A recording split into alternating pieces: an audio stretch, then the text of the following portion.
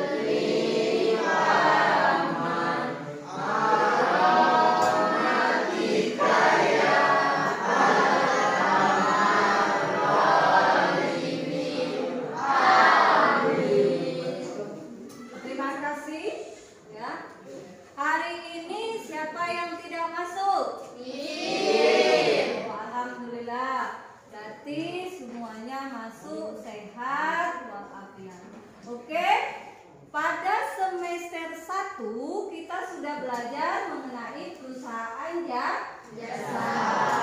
Nah, ada yang tahu tidak? Coba tunjuk tangan. Ya. Perusahaan jasa adalah perusahaan yang bergerak di bidang jasa. Betul, perusahaan jasa adalah perusahaan yang bergerak di bidang jasa. Ada yang tahu nggak contohnya apa? Silakan. Ya. Perusahaan laundry. Iya betul, perusahaan laundry. Ada yang lain nggak? Salon, ya betul. Berarti perusahaan yang bergerak di bidang jasa. Alhamdulillah, berarti masih ingat ya pelajaran semester 1. Sekarang kita belajar di semester 2. Sekarang kita belajar di semester 2, yaitu dengan judul siklus akuntansi perusahaan dagang. Ya, terbayang tidak oleh kamu mengenai perusahaan dagang? Siapa yang tahu nih perusahaan dagang itu apa? Oke, Dagang adalah perusahaan yang kegiatan usahanya membeli barang dagangan dengan tujuan dijual kembali tanpa mengubah bentuk dari barangnya tersebut. ya benar. Perusahaan dagang adalah perusahaan yang kegiatan utamanya menjual, membeli barang dagangan tanpa mengubah bentuk aslinya. Ya, coba sekalian kasih contoh nih, apa contohnya dari perusahaan dagang itu sendiri? Ya. Toko Alfamart. Ya betul, toko Alfamart kata temanmu. Oke, sekarang dengan mulai kita belajar, kita kuis dulu ya dengan menggunakan aplikasi Kahoot. Ya, silakan anak-anak itu diinstal dulu ya lewat Google Chrome. Ya, silakan. Oke, kalau sudah, masukkan nomor PIN-nya yang ada di papan tulis. Silakan. Oke, kalau sudah, ya.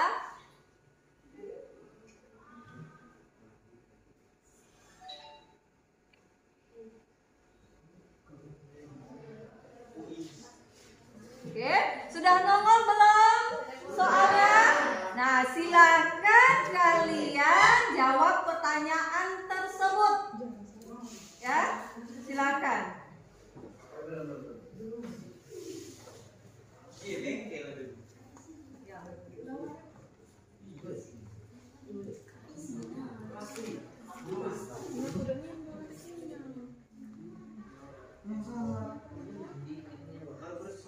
Oke, sekarang soal nomor 2 nih ya.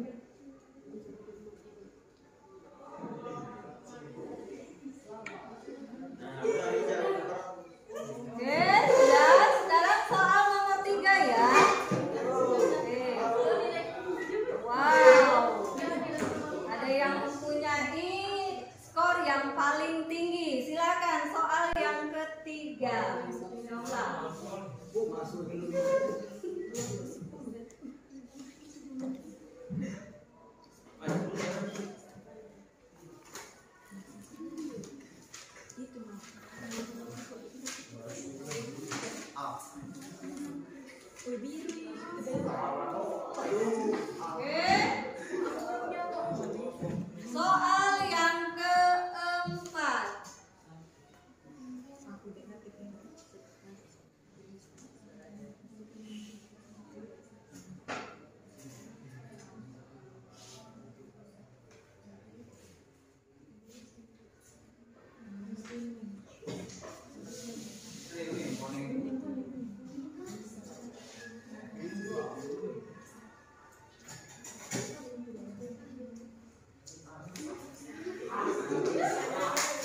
Ya, alhamdulillah skornya ada yang tinggi. Sekarang kita lanjutkan soal yang kelima.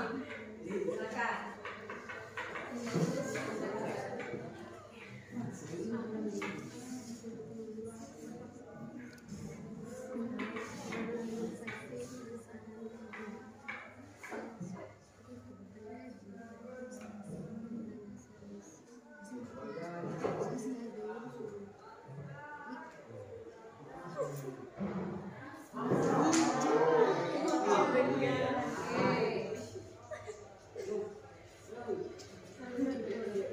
Yang mendapatkan skor tertinggi adalah Ririn Ike.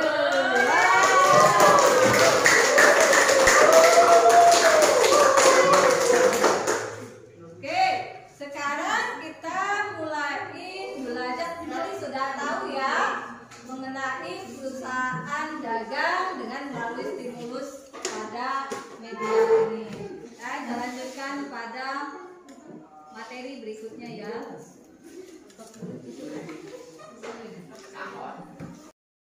Sekarang kita mulai lagi, yaitu kita bentuk kelompoknya, ya, yaitu minimal satu kelompok 5 anggota.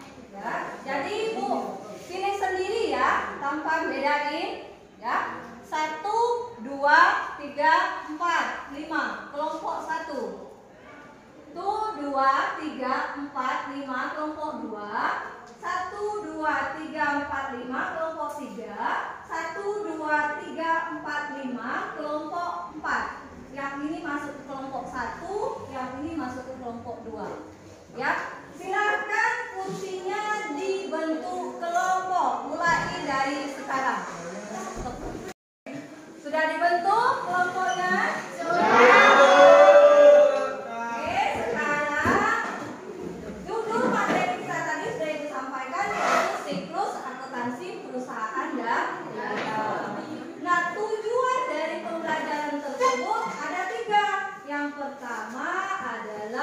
Peserta didik mampu, yaitu menjelaskan karakteristik perusahaan dagang. Yang kedua, peserta didik mampu menjelaskan transaksi perusahaan dagang dengan baik dan benar. Yang ketiga, yaitu peserta didik mampu menjelaskan yaitu angkun perusahaan dagang dengan baik dan benar. Ya, itu dari tujuan pembelajaran kita. Oke, sekarang kita lihat, disaksikan poin-poinnya. Ya. Oke, itu peta konsep. Jadi peta konsepnya itu, ya. Stop dulu. Anak-anak perhatikan poin-poinnya, ya. Yang ada di judul pada materi kita hari ini adalah mengenai perusahaan dagang. Nah, perusahaan dagang itu peta konsepnya, ya, dari materi yang akan kita jelaskan. Yang pertama yaitu karakteristik perusahaan dagang. Yang kedua, transaksi perusahaan dagang. Yang ketiga adalah angkun perusahaan dagang. Nah, ini yang akan kita bahas pada siklus pertemuan pertama hari ini. Nah, yang keduanya itu gambar apa, Nana?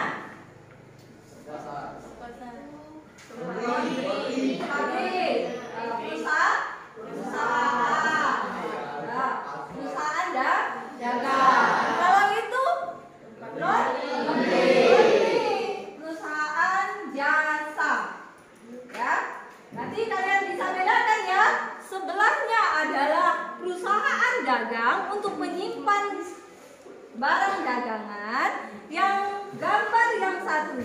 adalah perusahaan jasa yang disebutkan oleh temanmu tadi, ya.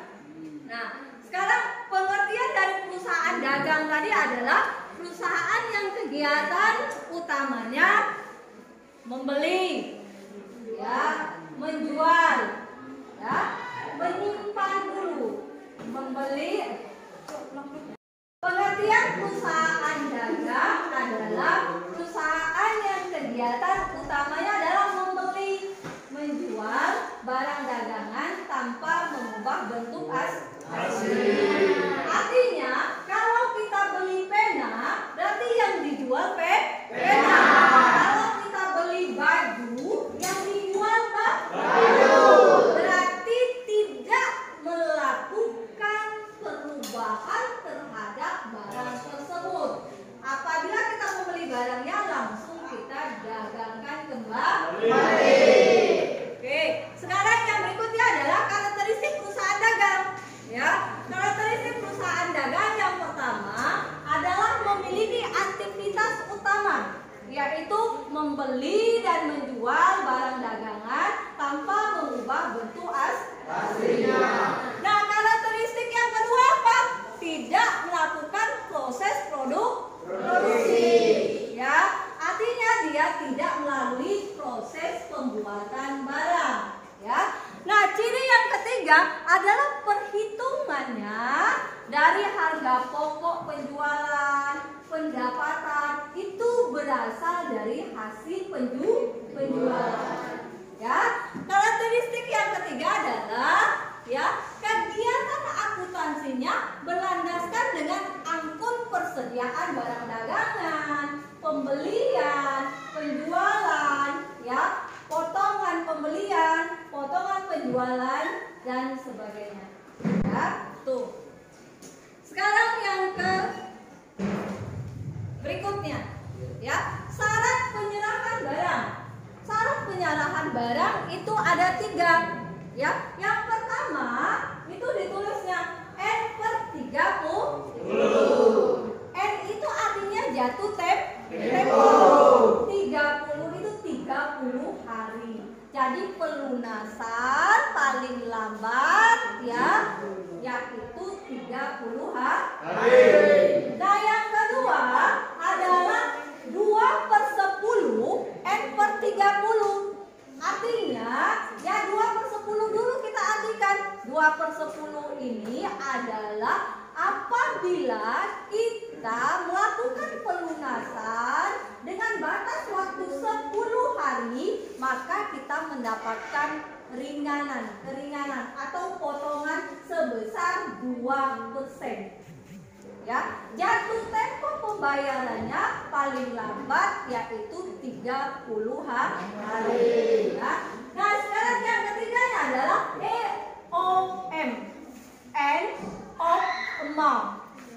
Ya, nah kita artikan amount itu adalah akhir bulan. Jadi pelunasan yang dilakukan oleh pembeli, ya, itu dilakukan di akhir bulan. Artinya gini, apabila kita belinya tanggal 1, berarti kita harus bayar yaitu tanggal 29 atau tanggal 30. Gimana kalau misalnya kitanya, Bu, belinya di tanggal 18, tetap kita melakukan pembayarannya di akhir bulan yaitu tanggal 30. Oke, sekarang materi berikutnya. Ya, jenis-jenis perusahaan dagang nih. Jenis perusahaan dagang ada 2. Yang pertama adalah perusahaan dagang barang produksi. Ya, barang produksi atau barang mentah. Artinya gini, ya, barang yang diperjualbelikan orang itu adalah bahan baku. Ya, misalnya contoh nih, hasil perkebunan. Misalnya jeruk, ya, apel, apalagi misalnya kurma. Nah, artinya produk ini langsung kita jual kepada konsumen atau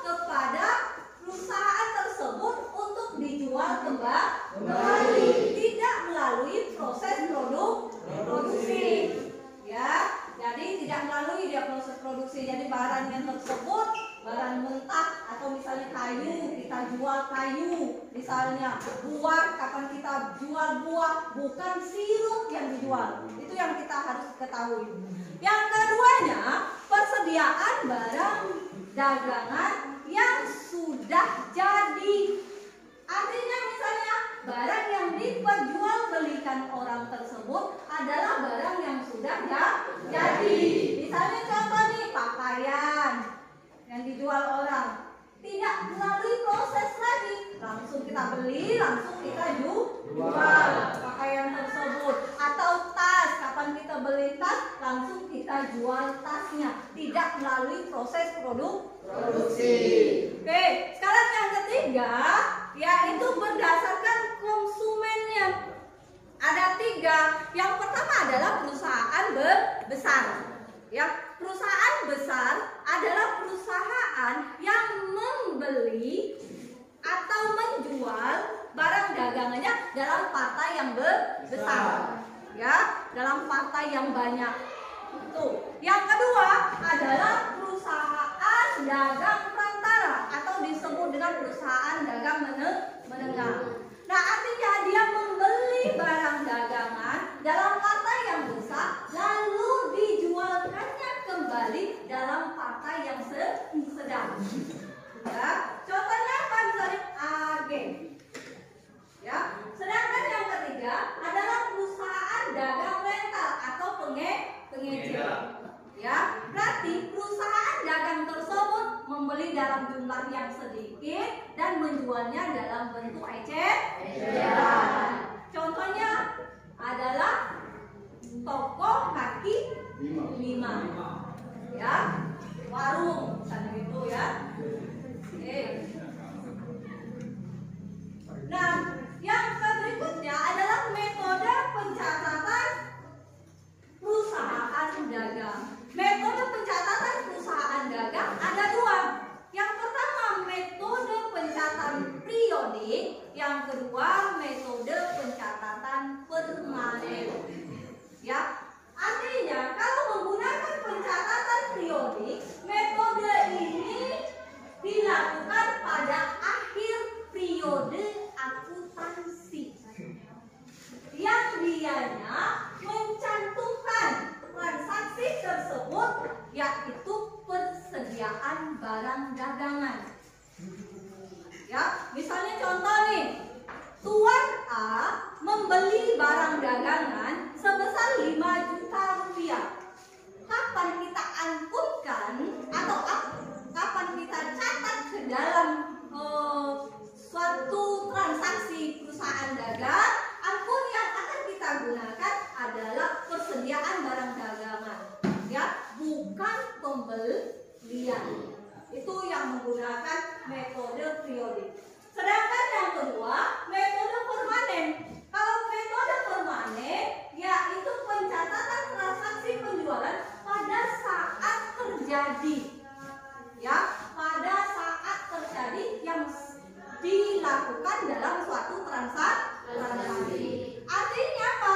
Apabila transaksi kita lakukan adalah dijual barang dagangan, berarti kita pakai angkunnya adalah penjualan, tidak perlu diganti.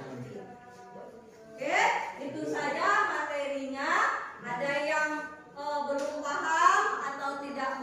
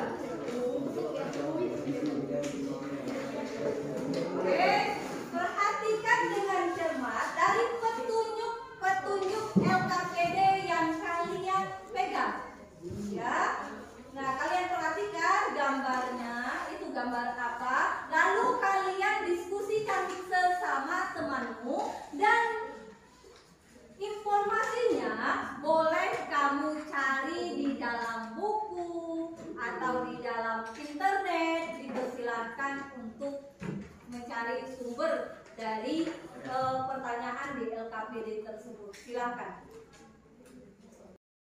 Jelaskan perbedaan karakteristik dari perusahaan bus. Lalu ngobrol ya, ngobrol.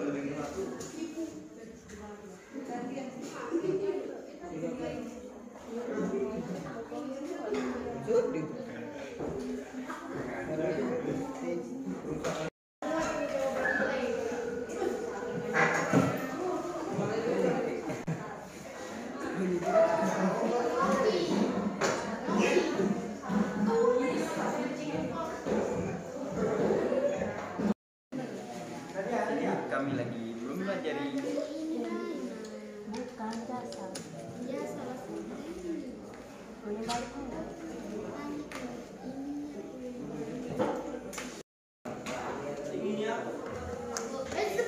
Wah, jangan.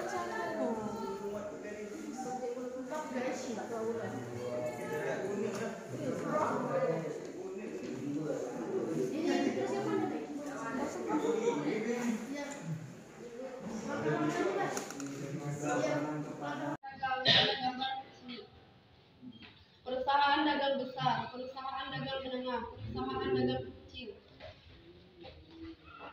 Kegiatan apa yang dilakukan pada perusahaan tersebut?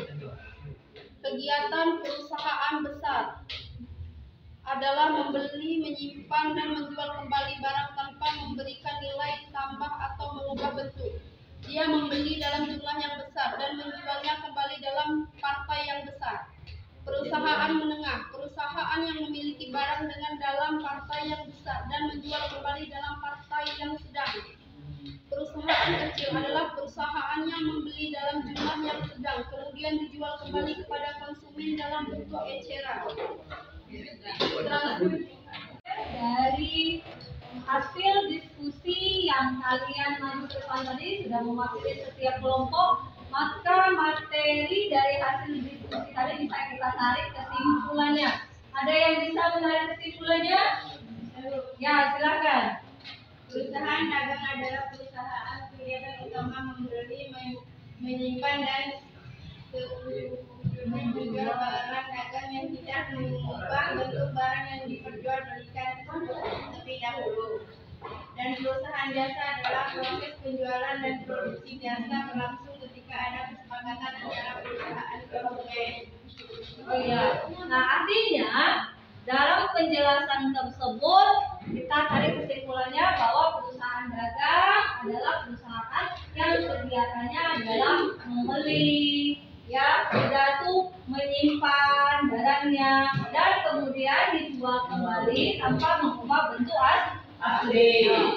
Oke, dari materi tersebut yang sudah kita presentasikan tadi, dapat kita tarik kesimpulan dalam pelajaran mulai dari pengertian perusahaan dagang, di mana tadi sudah dijelaskan adalah perusahaan membeli, menjual, sudah menjual barang dagangan dalam tidak mengubah bentuknya. Yang keduanya adalah dalam perusahaan dagang tersebut ada syarat dalam pembayarannya, yaitu 2/10, M/30 misalnya, atau pakai EOM, ya. Nah, syarat penyerahan dalam perusahaan dagang tersebut juga ada dua, berdasarkan atau sesuai dengan kesepakatan, yaitu yang pertama yaitu FOB Simping Police, yang kedua adalah FOB Destination Police. Oke, dari materi tersebut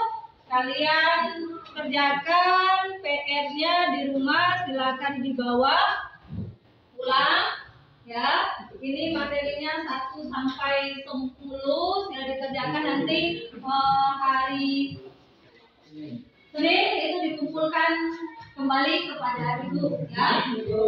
Oke.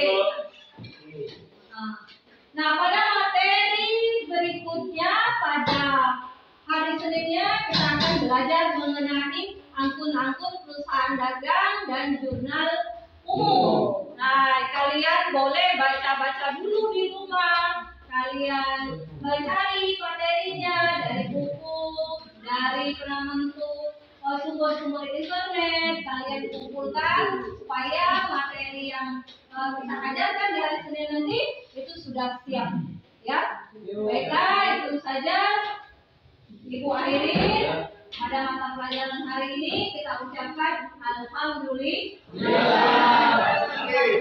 Kepada adik untuk memimpin doa dalam menutup pelajaran hari ini. Silakan. Baiklah teman-teman, kita berdoa. Berdoa mulai.